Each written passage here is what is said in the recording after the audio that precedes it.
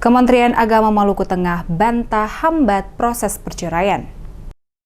Kepala Kantor Kementerian Agama Kabupaten Maluku Tengah, Hanafi Rumatiga, mengklarifikasi adanya pemberitaan di salah satu media online tentang Kementerian Agama Maluku Tengah yang dinilai menghambat proses perceraian dan tidak mengetahui aturan PP 45 tahun 1990. Rumatiga dalam keterangan pers kepada sejumlah wartawan di Kantor Kementerian Agama Maluku Tengah pada Jumat 23 April menegaskan apa yang diberitakan perihal Kementerian Agama Maluku Tengah tidak paham aturan terkait dengan PP 45 tahun 1990 sebagai perubahan PP nomor 10 tahun 1983 tentang perkawinan dan perceraian bagi pegawai negeri sipil adalah keliru dan tidak benar. Dikatakannya sesuai pemberitaan bahwa adanya unsur kesengajaan dari pihak Kantor Kementerian Agama Maluku Tengah menghambat proses pengajuan perceraian yang diajukan oleh salah satu ASN adalah tidak benar. Dikatakan Rumatiga, langkah yang diambil oleh pihaknya sesuai dengan aturan dan ketentuan yang berlaku, yakni setiap pengajuan surat masuk untuk proses perceraian selain rekomendasi dari dinas setempat yang bersangkutan bekerja, wajib juga menyertakan surat keterangan dari pasangan suami istri. Jika hal itu tidak dapat dilampirkan oleh seseorang yang mengajukan proses perceraian, maka pihak Kementerian Agama tidak akan melakukan proses selanjutnya sampai yang bersangkutan melampirkan surat keterangan yang diminta sesuai dengan aturan yang berlaku.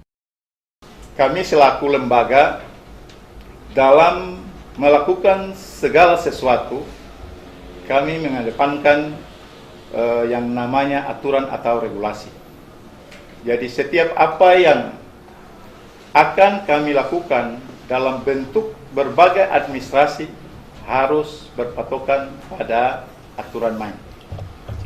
Ini berangkat dari